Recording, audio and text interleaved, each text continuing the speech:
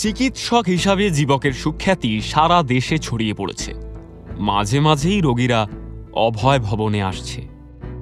ছোটখাটো রোগের ক্ষেত্রে জীবক ওষুধ দিয়েই বিদায় করে দিচ্ছে। কিন্তু আজ এসেছে একটি জটিল রোগী। লোকটার মাথার অসুখ, ঠিক পাকাপাকি পাগল নয়, মানে মাঝে মাঝে উন্মাদ হয়ে যায়। তখন চুল ছেড়ে চিৎকার করে, মাঝে মাঝে সবকিছু ভুলে যায়, কাউকে চিনতে পারে না, কখনো কখনো বমি করে। জীবক তাকে অভয় ভবনের বাইরে অতিথিশালার একটি ঘরে শুইয়ে পরীক্ষা নিরীক্ষা করছে। রাজগৃহে ফিরে জীবক বুঝেছে এভাবে হবে না। ওর নিজস্ব চিকিৎসা কেন্দ্র দরকার, সহকারী দরকার, অস্ত্রোপচারের জন্য যন্ত্রপাতি জোগাড় করতে হবে, নতুন নতুন ভেষজ নিয়ে গবেষণা করার প্রয়োজন, বেশ কিছু ওষুধ মজুত করতে হবে। আপাতত জীবক একাই লোকটার চিকিৎসা করছে। রোগীর স্ত্রী জীবককে কাতরভাবে বলছে, প্রভু, প্রভু, আমার স্বামী কি সুস্থ হয়ে উঠবে প্রভু? জীবক বলে, হ্যাঁ, তবে তার জন্য এর মাথায় অস্ত্রোপচার করতে হবে। এখন সেটাই করব।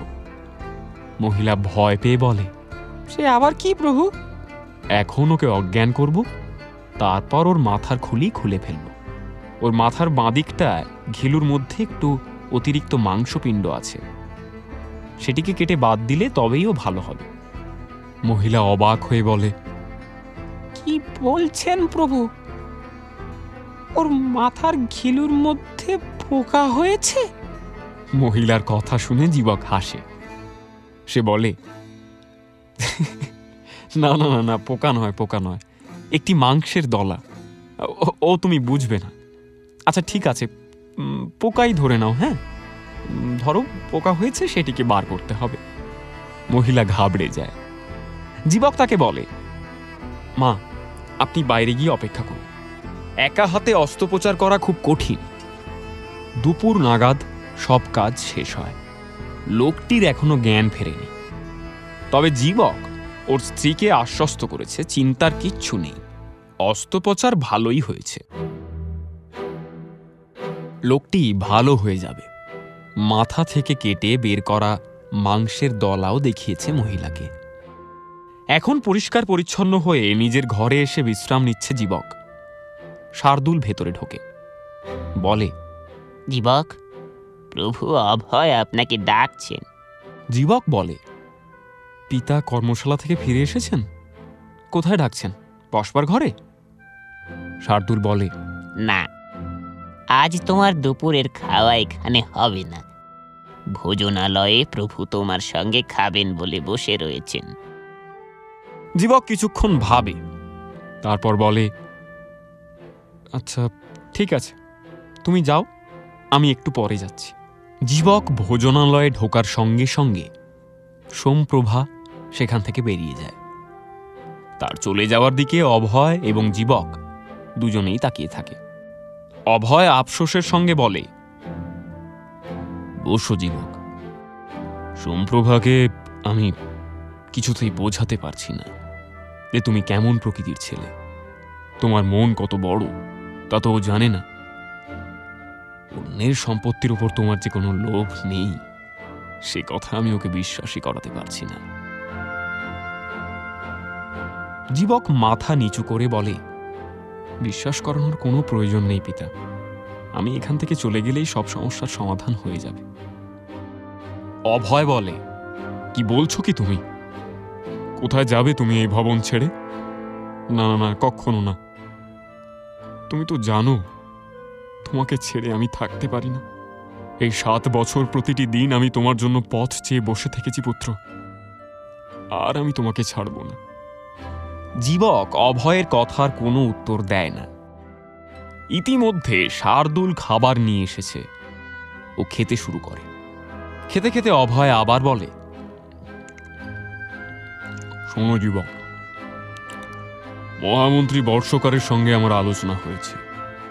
আমি ভাবছি রাজগৃহের রাজসভায় তোমাকে যাতে রাজবৈদ্য হিসাবে নিযুক্ত করা হয়, তার জন্য আমি আবেদন করব। জীবক নিচু স্বরে বলে, আমার কোনো পদ চাই না পিতা, আমি নিজের মতো রোগীদের চিকিৎসা করব, আমি এতেই খুশি। অভয় জোর গলায় বলে, তুমি না চাইতে পারো, আমি চাই। আমি চাই আমার জীবক জীবনে আরো অনেক বড় হোক। এত কষ্ট করে তক্ষশিলা থেকে তুমি স্নাতক হয়ে এসেছো, তার একটা মূল্য আছে বই কি। তুমি কি যে সে চিকিৎসক নাকি? এই আজ যে অস্ত্রোপচার তুমি করলে, আমি তা শুনেছি। এই জম্বুদ্বীপে এর আগে এমন অস্ত্রোপচার কোথাও হয়েছে? হয়নি। তুমি অনেক বড় মাপের চিকিৎসক জীবক, অনেক বড়। তার যোগ্য সম্মান তোমার পাওয়া উচিত। আমি আমি কালই রাজাকে বলবো যাতে তোমাকে মগধের রাজবৈদ্য করা হয়। জীবক বেশি তর্ক করে না। দেশে ফিরে নানা কারণে ওর মনটা ভালো নেই। সে বলে, পিতা, আপনি যেটা ভালো মনে করবেন সেটাই করবেন, আমার কোনো আপত্তি নেই। খাওয়া শেষ হলে জীবক ভোজনালয় থেকে বেরিয়ে আসে। বেরোনোর সময়ও দেখতে পায় দ্বারের পাশে সোমপ্রভা দাঁড়িয়ে আছে। বোঝা যাচ্ছে অভয় আর জীবকের সব কথাও শুনেছে। রাগে ফুঁসছে সোমপ্রভা। জীবক ধীরে ধীরে নিজের কক্ষে চলে আসে। জীবক ভাবে একটু বিশ্রাম নেবে, সকাল থেকে অনেক পরিশ্রম হয়েছে। সবে শয্যায় গা এলিয়েছে, আবার শার্দুল এসে ডাকে, জীবক, তোমার কাছে একজন দূত এসেছেন। দূত? কোথাকার দূত? কার দূত? জীবক অবাক হয়, বলে, আচ্ছা বেশ, পাঠিয়ে দাও। একটু পরে একজন দীর্ঘদেহী লোক ভিতরে ঢোকে। লোকটাকে দেখে কোনো রাজার দূত বলে তো মনে হচ্ছে না। জীবক বলে, কে তুমি? দূত মাথা নিচু করে কুর্নিশ করে, তারপর বলে, আগে আমি রাজগৃহের নগর সভিনী শালবতীর ভবন থেকে এসেছি প্রভু। এ শালবতীর দূত? ওর জীবকের কাছে কি প্রয়োজন? জীবক গম্ভীর হয়ে বলে, আমার কাছে তুমি কেন এসেছো? দূত বলে, জনপদ কল্যাণী শালবতী আজ সন্ধ্যায় তার শালবনের ভবনে আপনাকে আমন্ত্রণ জানিয়েছেন। সেই বার্তা নিয়েই আমি আপনার কাছে এসেছি। জীবক কঠোর গলায় বলে, তোমাদের নগর সভিনী বোধহয় জানেন না যে জীবক কোনো বারাঙ্গনার গৃহে যায় না। তাকে বলে দিও ওসব বিলাসিতার সময় আমার নেই। দূত বলে, মাতা সে কথা জানেন প্রভু, কিন্তু আপনার সঙ্গে একান্তে কিছু আলাপ তিনি করতে চান, জরুরি আলাপ। আপনি একবার দয়া করে আসুন। জীবকের সঙ্গে জরুরি আলাপ শালবতীর? একই নগরে এত বছর থেকেছে, কিন্তু জীবক কোনোদিন শালবতীর মুখোমুখি হয়নি, তার সঙ্গে কথা বলেনি। যবে থেকে বুঝতে শিখেছে, এড়িয়েই চলেছে ওই নারীকে। সেই শালবতী একান্তে কথা বলার জন্য ওকে ডাকছে। জীবক ভাবে, সত্যি রাজগৃহে ফেরার পর থেকে ওর সঙ্গে অদ্ভুত অদ্ভুত সব ঘটনা ঘটছে। জীবক বলে, আচ্ছা ঠিক আছে, তুমি যাও, বলো আমি যাব, তবে বেশি সময় আমার হাতে নেই। হ্যাঁ, আমি ব্যস্ত মানুষ, যা বলার তা যেন আমাকে তাড়াতাড়ি বলা হয়। দূত দুহাত জোড় করে নমস্কার করে। ঠিক আছে প্রভু, অনেক ধন্যবাদ। অনুমতি করুন, আমি তাহলে এখন আসি। জীবক বলে, হ্যাঁ এসো। সন্ধে নেমেছে। অভয় নতুন পোশাক আনিয়েছে জীবকের জন্য। শার্দুল সেগুলো গুছিয়ে রাখছে।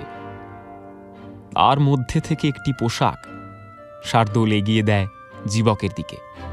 সে বলে, আজ এই অধবাসার উত্তরীয় পরে যাও জীবক। তুমি এখন নামজাদা ভীষক, তোমার পোশাকে আভিজাত্য থাকা দরকার।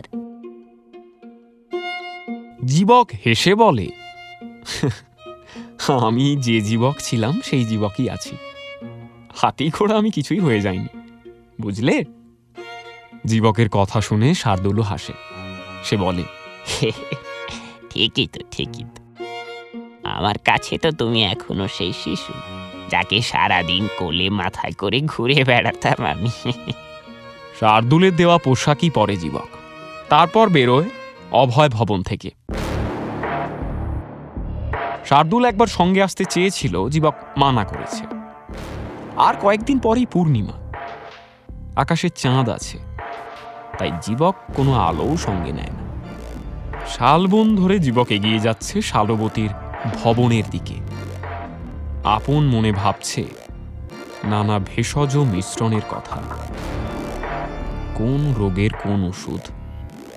এইসব কাজের চিন্তার মাঝে হঠাৎ হঠাৎ এই প্রশ্নও মনে জেগে উঠছে যে কেন হঠাৎ শালবতী ওকে ডাকল। ভাবছে আর এগিয়ে যাচ্ছে জীবক। ও খেয়ালই করছে না যে ওর ঠিক 20 হাত পিছনে আর একটি ছায়ামূর্তিও হাঁটছে, তার হাতে একটি ধারালো ছুরিকা। সে অপেক্ষা করে আছে ছোপ বুঝে কোপ মারা।